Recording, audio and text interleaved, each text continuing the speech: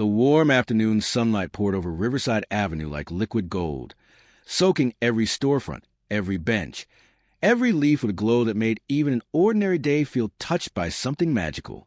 The small bakery on the corner stood quietly in that sunshine, its glass windows gleaming, its sign gently swaying in the breeze. Inside, the air was thick with a comforting scent of fresh bread, soft loaves cooling on racks, pastries glazed with sugar, cakes decorated with fruits that gleamed like jewels in a treasure chest. It was a place where people usually came seeking sweetness, comfort, or a brief escape from the world. But today, at the door, stood a woman who had fallen so far from comfort that merely stepping inside felt like trespassing into someone else's life.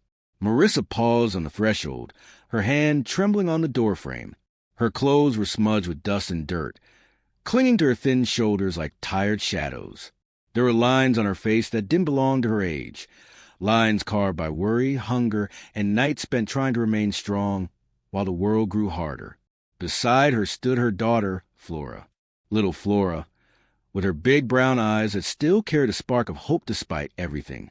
Her hair was tied in a small, uneven ponytail. Her dress was faded, her shoes worn down. Yet she tried to stand tall, trying to match her mother's courage step for step. The bakery door chimed softly as they entered. The warmth inside hit them immediately, warm so gentle it almost hurt. It reminded Marissa of the home they once had before everything began slipping through her fingers. Rows of bread, pastries, and cakes lined the shelves like temptations she didn't dare look at. Everything felt painfully luxurious, almost unreal. Even breathing here felt like touching something too delicate for hands like hers. Flora held on to her mother's sleeve, her small fingers trembling. Marissa swallowed hard. She had not eaten since yesterday morning. Flora's last meal had been half of an apple, divided between them. Even now, Marissa's stomach twisted painfully. But her daughter's thinness, her daughter's trembling, pushed the hunger aside. No mother should have to choose between pride and feeding her child. But today, she had no choice left. The workers behind the counter looked up, politely at first, then with a flicker of confusion.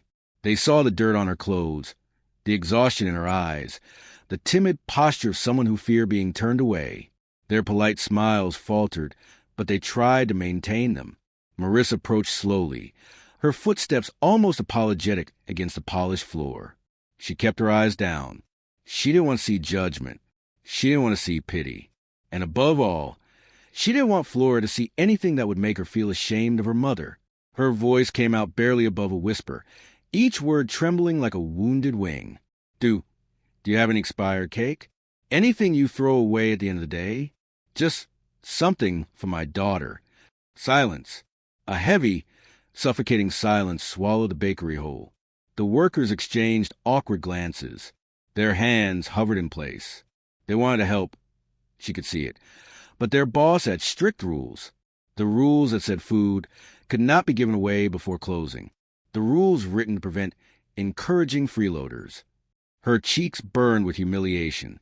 Flora tightened her grip on her mother's hand, as if trying to protect her from the world. Marissa bit her lip.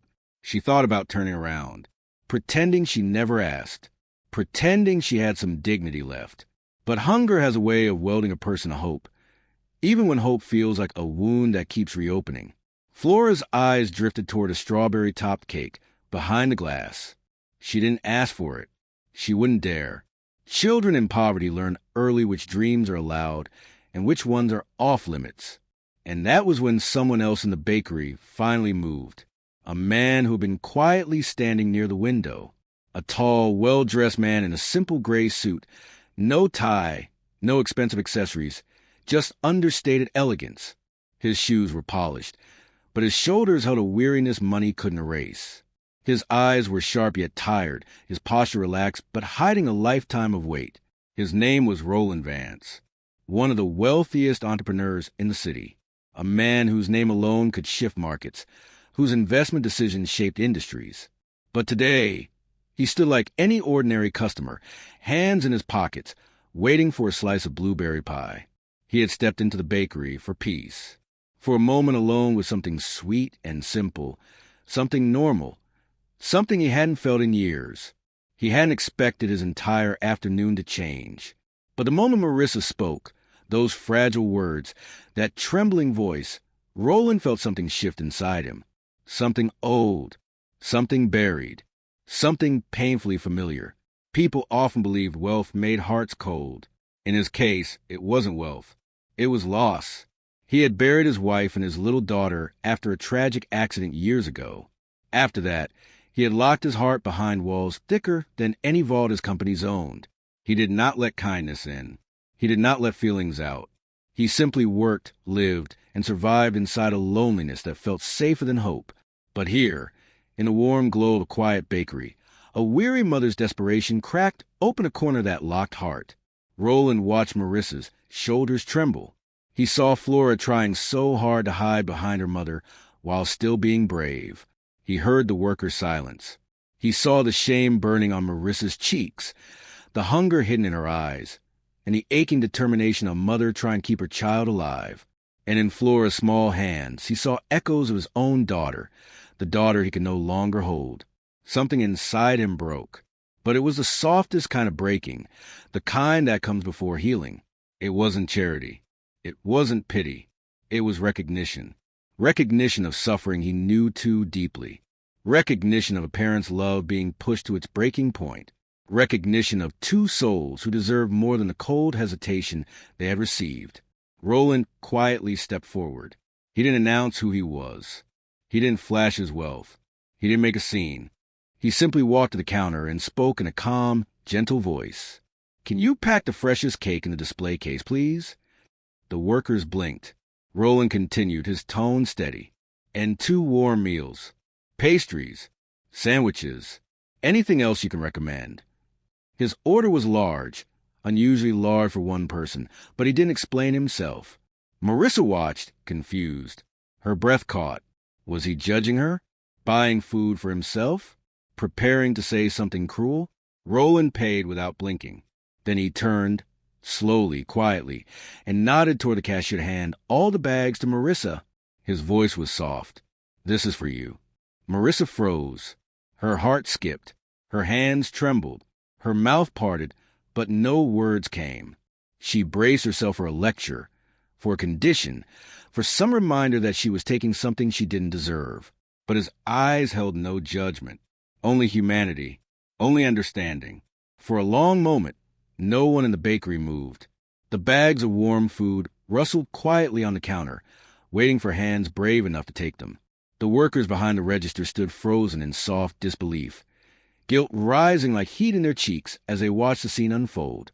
And Marissa, thin, exhausted, half-broken Marissa, could only stare at the stranger with her lips trembling, her eyes wide with shock, hunger, and something she hadn't felt in a long time. Hope. Roland Vance didn't push the bags toward her. He didn't insist. He didn't make a speech. He simply stepped back, giving her space, allowing her to receive the gesture without feeling cornered or obligated. Marissa reached out with shaking hands, almost scared the food would disappear as she touched it. When her fingers finally closed around the handle, her breath left her in a shudder. Tears spilled over, fast, uncontrollable, the kind that come when someone has been strong for too long. The bakery grew quiet. Flora, sweet, hungry Flora, saw the food first. Her eyes widened when she spotted the strawberry-topped cake inside the box. Not greed, not selfishness, just pure disbelief. Joy wrapped in relief. A sound escaped her, a tiny, shaky laugh, the kind children make when something too good to be true becomes real. It broke Roland. It broke the worst part of him, the part that had convinced him kindness didn't matter. The workers looked away, suddenly ashamed of how quickly they had hesitated to help. A few pretended to arrange pastries. Others wiped the counter unnecessarily. They weren't bad people. They were simply too used to rules, too used to fear of getting in trouble, too used to a world where kindness needed permission. Roland had not needed permission. As he turned to leave, he felt something inside him loosen, something that had been tight for years. He stepped toward the door, fully prepared to disappear quietly into the afternoon sunshine. No applause. No thank you needed. No spotlight. But then, "Sir?" Her voice was barely a whisper. Roland paused, hand on the door. He turned. Marissa stood there holding the bags close to her chest, as if afraid the world would change its mind and snatch them away. Her cheeks were wet, her posture humble, almost apologetic, but her eyes, those tired eyes, held a sincerity so raw it reached him like a hand gently placed on his heart. "Thank you," she whispered, voice cracking. You don't know what this means to us." She didn't say more. She didn't need to. Her gratitude wasn't loud, but it was real. Real in a way Roland hadn't felt in years. Not since the days when his daughter would tug on his hand and smile, like the world was a good place. For the first time in a very long time, Roland smiled, not the polite CEO smile he used in boardrooms, not the distant smile he practiced at charity events, but a real smile, a warm one, a human one. He nodded once. "Take care of yourselves." No names, no conditions, no pity, just humanity exchanged between two strangers whose lives had collided at exactly the right moment. He stepped outside, letting the sunshine wash over him. Somehow, the air felt fresher, the breeze softer, the world lighter, as if kindness had untied a knot in his chest he didn't realize had been strangling him for years. Behind him, the bakery door chimed again as Marissa and Flora followed slowly, carrying enough food to fill their stomachs and soothe their souls. They found a small bench outside, half shaded by a maple tree. Marissa carefully opened the meal containers, revealing warm sandwiches stuffed generously, pastries dusted with sugar, and steaming soups that smelled like comfort itself. She handed the first bite to Flora. The little girl didn't devour it greedily. She savored it, slow, grateful, delicate. Her eyes glowed. Then she looked up at her mother. "Mommy, we can eat today." Marissa couldn't hold back anymore. She kissed her daughter's forehead, tears running freely down her face, dripping into Flora's hair as she whispered, "Yes, baby, today we eat." A soft sob escaped her, one of relief, not sorrow. Inside the bakery, the workers watched through the window.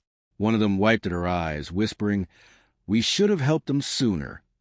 And sitting a few feet away, just out of view, Roland watched too, quietly, unseen. He had no intention of intruding. He simply wasn't ready to leave yet. Their smiles, small, tired, but genuine, pulled at a part of him he once believed had died. He closed his eyes briefly. He remembered his daughter's laugh, the way she used to swing her legs when she sat, unable to stay still from joy. Flora did the same thing now. For years, Roland had survived by avoiding anything that reminded him of what he lost. But today something changed. He didn't flinch from the memory. He embraced it, because for the first time since the accident, he felt something other than grief. He felt alive. He stood slowly, slipping his hands into his pockets, and began walking down the sidewalk. But with every step, his heart felt lighter, as if the universe had whispered something only he could hear. "There is still good in you. There is still good in the world. And you helped prove it today." Behind him, Marissa and Flora shared slices of cake, their faces glowing in the afternoon sun. Two lives briefly lifted from the shadows by a simple act of kindness. A cake, a meal, a moment.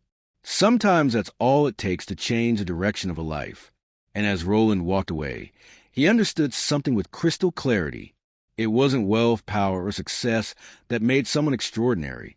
It was compassion, quiet, gentle compassion, given at exactly the moment someone needed it the most.